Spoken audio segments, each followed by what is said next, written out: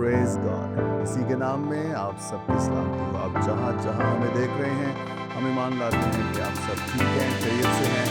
मिसाली गिराना की एक और जबरदस्त एपिसोड के साथ हम आपके हुजूर में हाजिर हैं और हम ईमान लाते हैं कि सारी एपिसोड की तरह ये एपिसोड भी आपके लिए बरकत का, तरक्की का, खुशी का रास्ता होगी।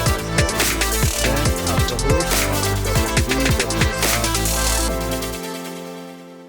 Praise God. यीशु मसीह के नाम में आप सबकी सलामती हो। एक और ज़बरदस्त एपिसोड मिसाली घराना की एपिसोड है, आपके लिए लेकर आए हैं। मैं आपका होस्ट पास्टर शौकत सदीक और मेरे साथ एज यूजुअल मौजूद हैं मैं आयज़ा तारिक आपको आज प्रोग्राम मिसाली घराना की इस शानदार एपिसोड में खुशामदीद कहते हैं। हमारे साथ मौजूद हैं खुदा के ज़बरदस्त खादम पास्टर विक्रम खोकर। पास्टर विक्रम, मिसाली घराना की इस एपिसोड में हम आपको वेलकम करते हैं। थैंक यू वेरी मच आपके टाइम के लिए। और सिस्टर सोनिया विक्रम, आपको भी आपके हस्बैंड के साथ मिसाली घराना की इस एपिसोड में वेलकम करते हैं। अपना थोड़ा सा मुख्तसर तारुफ बताइए, मिनिस्ट्री और कब से आप खिदमत कर रहे हैं। मसीह यीशु में आप सबकी सलामती हो। मेरा नाम पास्टर विक्रम खोखर है। मेरा ताल्लुक G81 से है। मेरे चर्च का नाम MGM मिरेकल गॉस्पेल मिनिस्ट्री है। और मैं अपनी ज़िंदगी में बहुत सी मुसीबतों में था। जब इस खिदमत में आया हूँ तो एक बेटी के वसीला से आया। तो आज अगर खिदमत हो रही है तो खुदा ने उस बेटी को भेजा था। तो इससे पहले जो मेरी लाइफ थी वो बहुत ही क्रिटिकल थी, बुरे कामों में थी। तो जब वो बेटी आई तो उसने एक बात ऐसी कह दी तो जिसकी वजह से मेरी ज़िंदगी में तब्दीली आ गई थी। तो उन्होंने उन्होंने कहा, आप बाहर जब खड़े हो जाते हो, लोगों की बेटियां गुजरती हैं, बहनें गुजरती हैं, तो आप ऐसा करें। रिश्ते में वो मेरी भांजी थी। तो वो कहने लगी, तो आप ऐसा करें, आज जो है मुझे तंग करें। तो मैंने उनसे कोई ऐसी बात कही, मैंने कहा आप चले जाओ, नहीं तो मैं थप्पड़ मारूंगा, ये है वो है। नेक्स्ट डे आया तो उन्होंने ऐसा किया, तो मुझे बाजू से पकड़ा, मुझे चर्च ले गई थी। जब चर्च लेकर गई तो फिर मैं चर्च में गया, तो दुआ के लिए झुक गया, तो पीछे से किसी ने फ्रेश अप बबल लगा दी। तो उसके बाद मैंने उस बेटी से दोबारा मिला चर्च के बाद। मैंने कहा मैंने आज के बाद चर्च नहीं जाना। तो अगर चर्च जाकर भी हमने ऐसे ही काम करना तो फिर मैं बाहर ही कर रहा था। उसके बाद मैं हफ्ता पूरा जो है ना फिर चर्च नहीं गया। तो उस बेटी की बड़ी स्ट्रगल है। उस बेटी ने फिर ऐसा किया, एक दिन फिर मेरे घर आ गई। मुझे कहा, आप मुँह भी ना दो, तो ऐसा करो चर्च जो है ना जाना अपने से। तो जब चर्च गया तो चर्च इबादत वगैरह की। तो मेरे उस्ताद मोहतरम जो आज बिशप शायद महमूद है, उस वक़्त वो स्टूडेंट थे, जिस वक़्त से मैं उनके साथ खिदमत कर रहा हूँ। 2001 की बात है। तो जब उन्होंने मैसेज सुनाना शुरू किया तो वो मैसेज ये था, हिमाल 2 बाब की जो है एक 37 आयत है। जब उन्होंने ये सुना तो उनके दिलों पर चोट लगी। तो जब उन्होंने कलाम सुनाया तो मैंने कलाम के दौरान ही जो है ना मतलब बात करना शुरू कर गया। तो मैंने कहा, तो उन्होंने क्या सुना जो उनके दिल पर चोट लगी है? तो फिर उन्होंने कहा, जब बेटा कलाम सुनोगे तो फिर आपकी ज़िंदगी में चोट लगेगी तो आपकी ज़िंदगी तब्दील हो जाएगी। वो वर्ड्स ऐसी मेरे दिल को छू गई थी, तो उसकी वजह से वो कलाम आज भी मेरी ज़िंदगी में है। मैं जब भी कहीं भी जाता हूँ तो उस कलाम को बहुत मैं याद करता हूँ। तो उसके वसीला से मेरी आज ज़िंदगी जो है खुशहाल भी है और खुदा ने मुझे बरकत भी दी है। मेरे पास 3 ब्रांचें हैं। Very good. तो जब मैं खिदमत में नहीं था, उस वक़्त के जो मेरे घर के हालात थे बहुत बुरे थे। आज खुदा का फ़ज़ल है मेरे पर। Praise God. ये जो लड़की थी, ये बिशप शाहिद महमूद के चर्च से थी। नहीं, ये हमारे जो दादा उस्ताद हैं, वो फ़ौत हो चुके हैं, साबर साहब। वो फ़ौत हो चुके हैं, उनके चर्च में वो खिदमत कर रही थी। वो क्वायर की जो है मेंबर थी, क्वायर में प्रस्तिश करना, तो उसके वसीला से जो है ना वो उस चर्च में जाती थी। तो उन्होंने कहा जी आप ऐसा करो एक बार जो है ना चर्च में आई। तो वो ले गई और वो उस वक़्त जो है ना फिर कलाम सुनाते थे जब मीटिंग प्रिजाइडिंग करना, अगर हम 5-6 लोग होते थे, तो 5-6 लोगों में बिशप शायद महमूद उस वक़्त जो है ना कलाम सुनाते थे, तो उनके वसीला से मेरी ज़िंदगी तब्दील हुई। Praise God. लेकिन एक छोटी बच्ची आपको चर्च की तरफ लेकर आई, उसने आपको चर्च की राह दिखाई। जी। बिल्कुल। और अगर हम सलातीन की किताब पढ़ें तो वहाँ भी एक लड़की है जो नुमान कोड़ी के घर में मुलाज़िमा है, और वो नुमान कोड़ी की वाइफ़ को कहती है कि अगर मेरा मालिक वहाँ होता तो वहाँ एक नबी है जो इसे शिफ़ा दे सकता था। तो खूबसूरत बात जो सीखने को मिल रही है वो ये है कि आपकी उम्र क्या है, आप दुनिया के किस कोने में हैं, अगर आप मसीह को जानते हैं तो आप मसीह की गवाही दे सकते हैं और आप लोगों को खींच के मसीह के पास ला सकते हैं। और खुदावंद ने भी कहा कि उन्हें मजबूर करके लाओ, गलियों बाज़ारों कोनों में निकल जाओ, ज़ियाफ़त तैयार है, मेरे लोगों को लाओ ताकि वो ज़ियाफ़त में शामिल हो सकें। हालेलुया। बड़ी ज़बरदस्त आपकी गवाही कि आपने एक लड़की की बात को सुन के अपने आप को खुदावंद के सामने पेश कर दिया, और फिर ऑफ़ कोर्स उस लड़की ने चेंज नहीं किया, आपको खुदा के कलाम ने चेंज किया है। कलाम ने आपको इनका खुदा ने उस बेटी के ज़रिए वो तब्दीली जो है खुदा का कलाम ही करता है। बेशक। एक इंसान ज़रिया बनता है, वसीला बन जाता है, तो उस बेटी के वसीले से मैं हैकल में गया हूँ और अगर कलाम ना सुनता तो आज मेरी ज़िंदगी तब्दील आमीन, आमीन। बेशक कलाम तब्दील करता है। सिस्टर मुझे ये बताएं कि आप दोनों की शादी को कितना अर्सा हो चुका है और खुदा ने आपको कितने बच्चे दिए हैं? हमारी शादी 2006 में हुई है, 16 से 17 साल हो गए हैं और हमारे 3 बच्चे हैं, 2 बेटियाँ, 1 बेटा है। बड़ी बेटी मेरी फर्स्ट ईयर में है और दूसरी बेटी 8th क्लास में है, बेटा 5 क्लास में है। और सिस्टर जी मुझे ये बताएं कि आप और बच्चे पास्टर जी के साथ किस तरह से खिदमत करते हैं? खुदा की बड़ी शुक्रगुज़ारी है कि बच्चे और मैं पास्टर साहब के साथ शाना बिशाना खिदमत कर रहे हैं। बड़ी बेटी मेरी प्रस्तिश करती है, छोटी बेटी मेरी ढोलक नवाज़ है और बेटा मेरा भी ढोलक साथ प्ले करता है। सिस्टर आप बताएं कि आप अपने बच्चों की और पास्टर जी आप अपने बच्चों की परवरिश किस तरह से करते हैं और औलाद के बाद आपकी ज़िंदगी में क्या तब्दीली आई? ये मैं खुदा की शुक्रगुज़ारी करता हूँ, जब खुदा ने मुझे बेटी दी, तो बेटी के वसीला से मुझे बड़ी बरकत मिली है। जब खुदा ने बहुत से ऐसे ख़ानदान हैं जिनके पास पहले बेटी होती है तो वो कहते हैं बेटा ही होना चाहिए। तो जब बेटी आई तो खुदा ने मेरे घराने में जो है ना बड़ी बरकतें भेज दी हैं। मेरा घर जो है इकबाल टाउन में था। तो इकबाल टाउन में था तो काफ़ी मुसीबतें आई थी उस वक़्त। तो मेरे पास जॉब नहीं थी, तो खुदा ने उस दौरान में बेटी दी, तो खुदा ने मुझे जॉब ब्लेस कर दिया। तो बेटी हुई तो खुदा ने मुझे खिदमत में पहले से ही मैं खिदमत में था। तो ऐसा हुआ तो मेरा जो घर है, मैं घर में एक कमरा था, बैठक जिसे कहते हैं, उसमें मैं इबादत करना शुरू कर दिया। लोगों को इकट्ठा करके इकबाल टाउन की बात कर रहा हूँ। तो जब इकबाल टाउन में इबादत करना शुरू की तो मैंने कहा तो ये अच्छा है, तो खुदा ने हमें इस लाइन में लगाया है। तो उधर के लोग भी कहने लगे तो आप कामयाब नहीं हो सकते। तो जब मैंने कहा खुदा जो है कामयाब इंसान को करता है, इंसान इंसान को कामयाब नहीं करता। इंसान इंसान को डिग्रेड ज़रूर करेगा, मगर कामयाब करने वाला हमारा खुदा है। तो जब मैंने ये डिसीज़न लिया तो मैंने कहा ये घर बेच के ना मैं खुदा के लिए एक घर बनाऊँगा। तो मैंने इससे पहले मेरा बाप जो है वो घर बेच रहा था 28 लाख का, मेरा जो अपना घर था।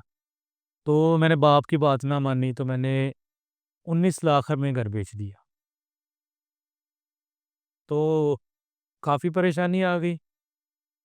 तो जब परेशानी आई तो उसके बाद खुदा ने मुझे एक और बेटी दे दी। उसका नाम जो है ना अंजल है। तो खुदा ने फिर उसके बाद ब्लेस किया, फिर खुदा ने खूबसूरत एक बेटा दे दिया। तो लोगों के ताने भी बहुत सुने, रिश्तेदारों के, दूसरे लोगों के नहीं।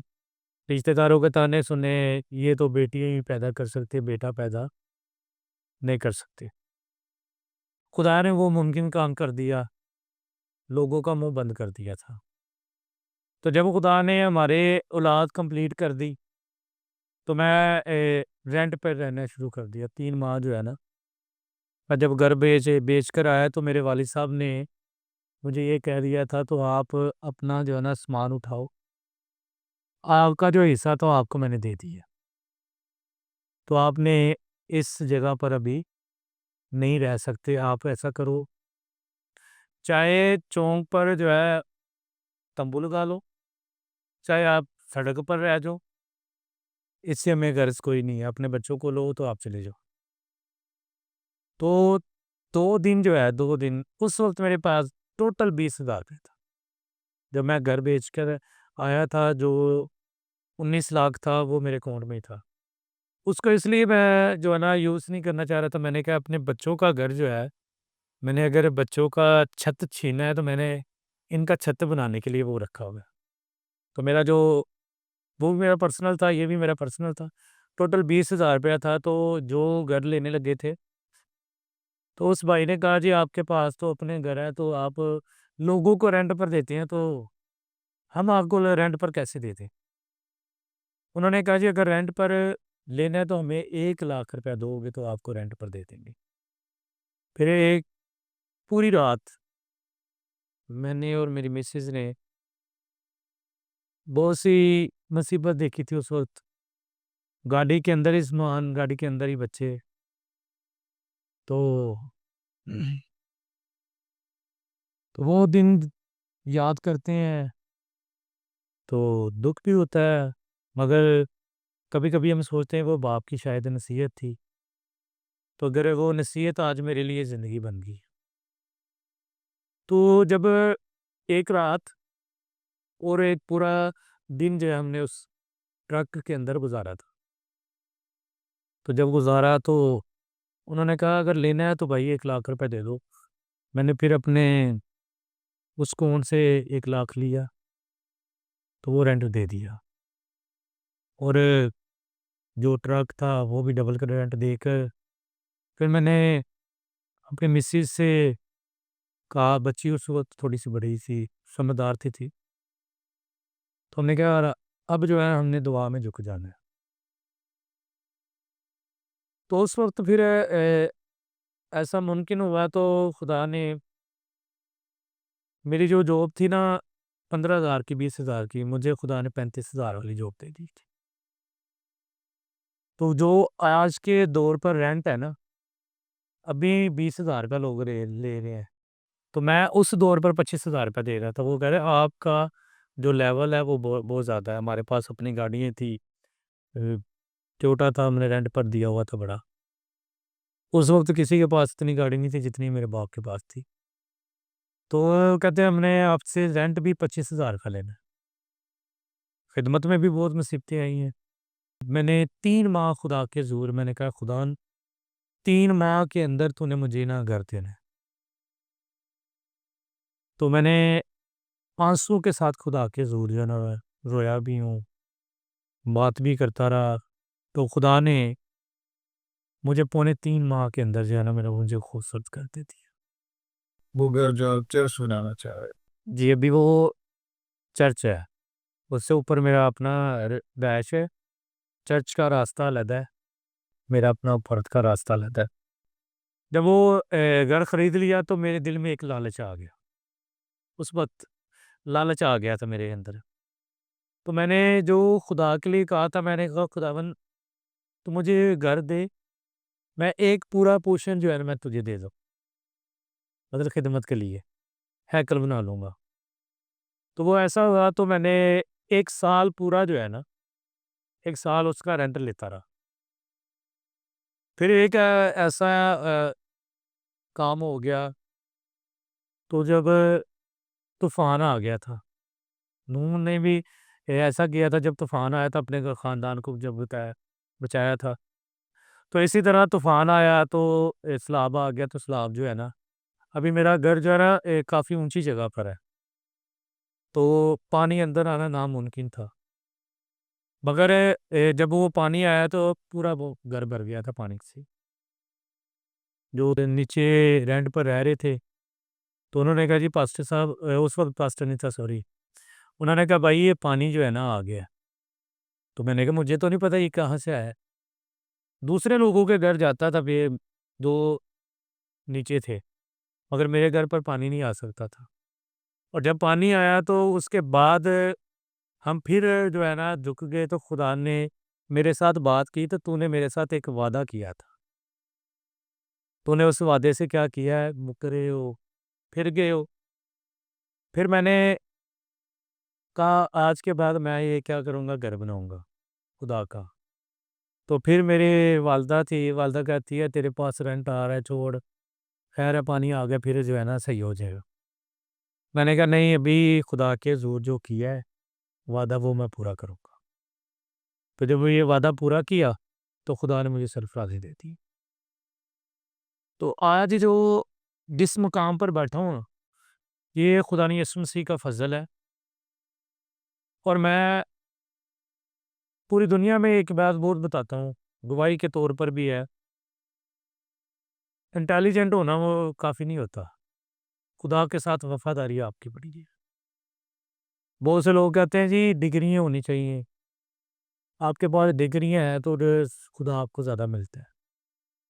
मेरी एजुकेशन नहीं है, मैं स्कूल का गया ज़रूर हूँ, मगर स्कूल में 3-4 जमातें कुछ भी नहीं। आज खुदा का शुक्र है मैं कलाम भी सुनाता हूँ, पढ़ता भी हूँ और मेरे स्टूडेंट भी हैं। तो ये नामुमकिन काम जो है वो खुदा कर सकता है। अगर कलाम आपके अंदर उतर जाता है, खुदा आपको हिकमत भी दे देता है।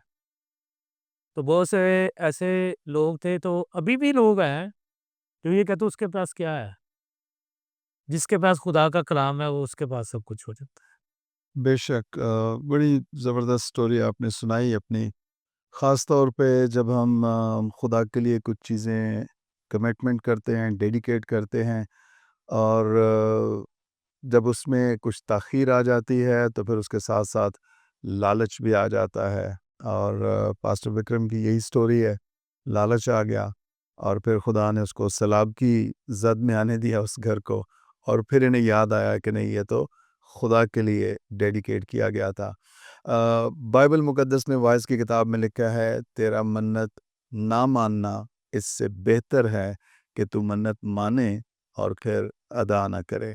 तो इस स्टोरी से हम ये सीख रहे हैं कि अगर हमने किसी चीज़ के लिए मन्नत मानी है, तो ज़रूर है कि हम उस मन्नत को पूरा करें, अदा करें, ताकि खुदा के हुज़ूर हम क्लियर हों।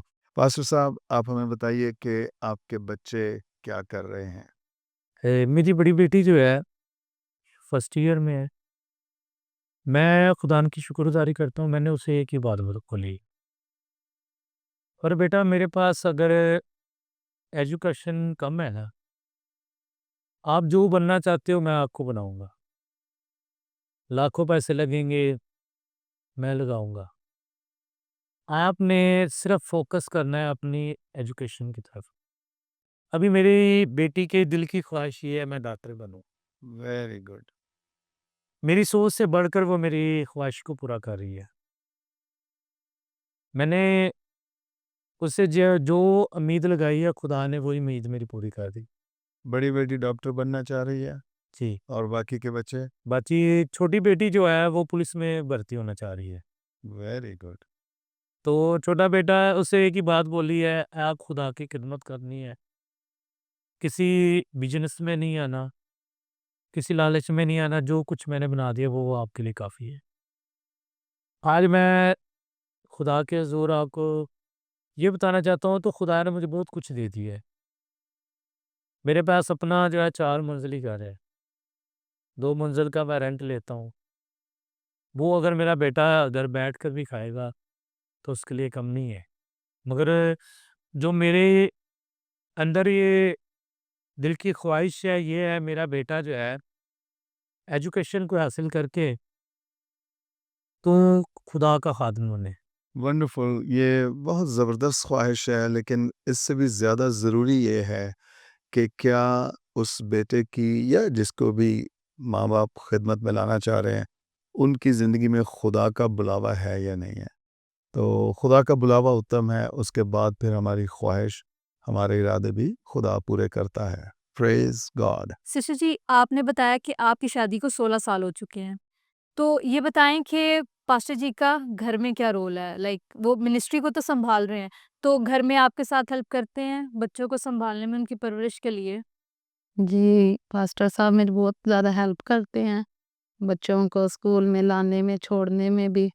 और वैसे भी खुदा उनका बड़ा शुक्रगुज़ारी है कि वो मुझे बहुत ज़्यादा सपोर्ट करते हैं। मैं खिदमत में नहीं थी पहले, शादी से पहले, जब से मेरी शादी हुई है, फिर उनके साथ मैं खिदमत में भी अब खुदा उनकी बड़ी शुक्रगुज़ारी है कि मैं खिदमत भी इनके साथ मिलकर कर रही हूँ।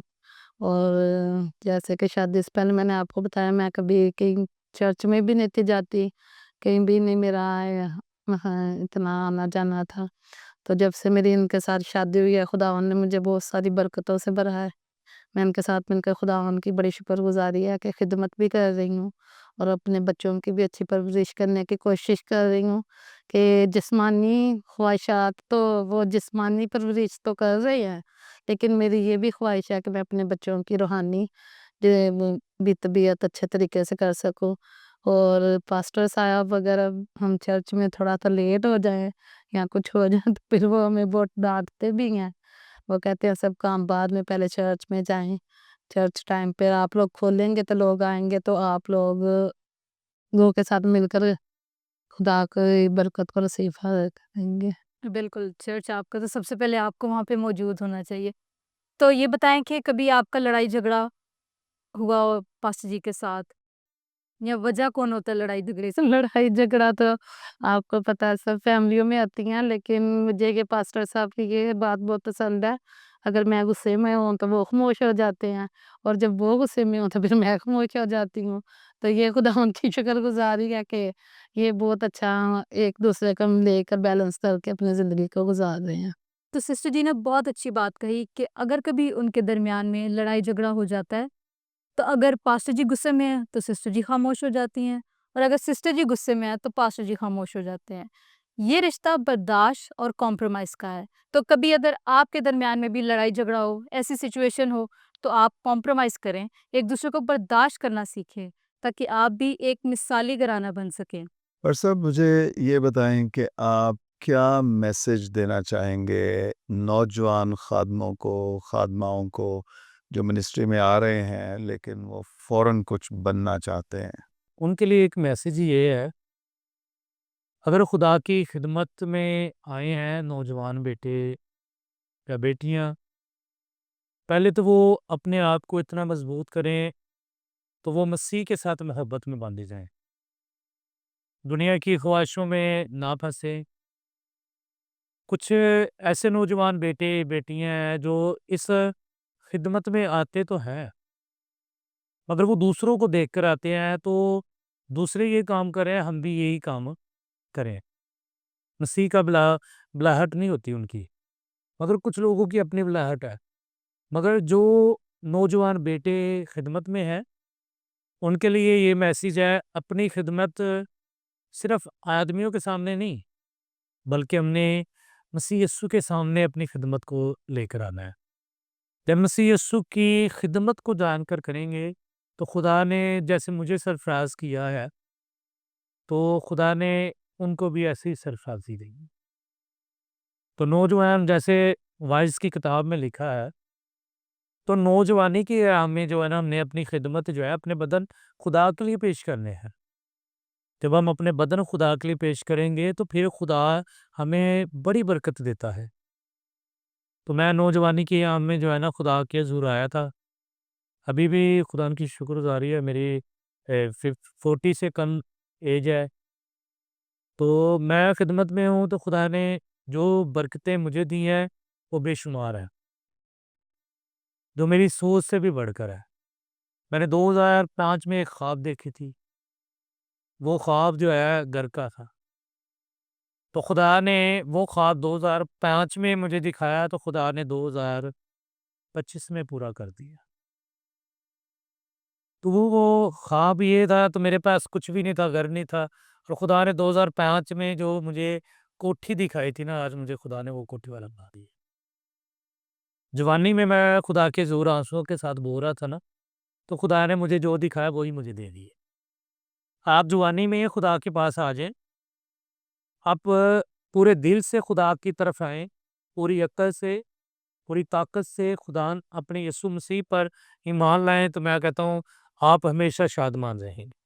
Praise God. बहुत ही खूबसूरत टेस्टिमनी है। बहुत साल पहले खुदावंद ने ख्वाब दिया और अब ऑलमोस्ट 20 साल के बाद वो ख्वाब पूरा हुआ है।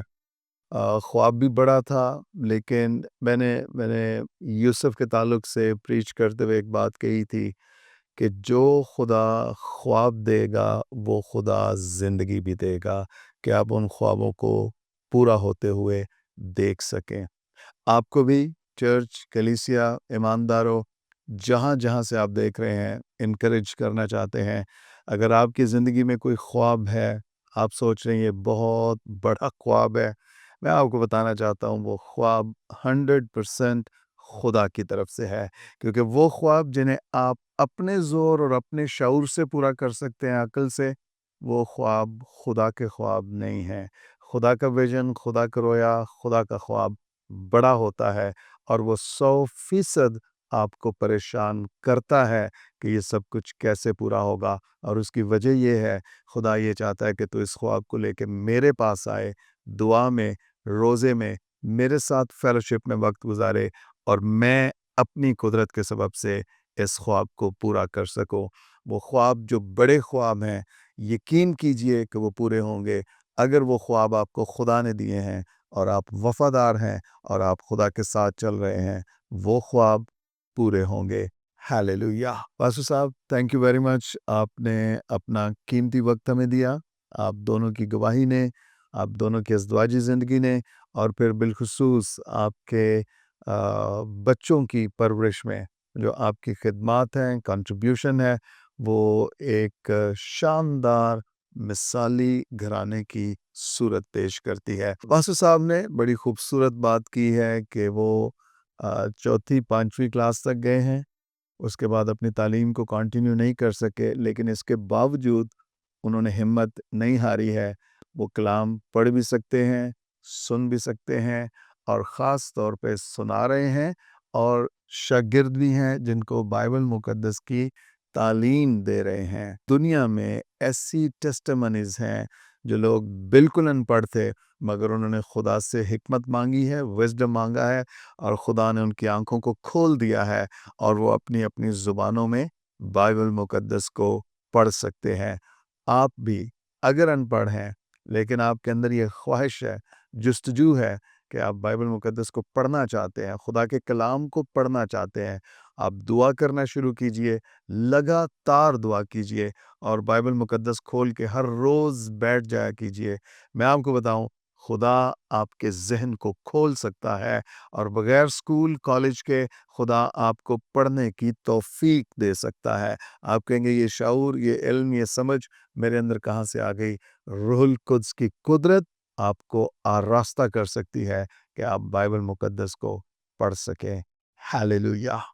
पास्टर साहब, थैंक यू वेरी मच आपके कीमती वक़्त के लिए।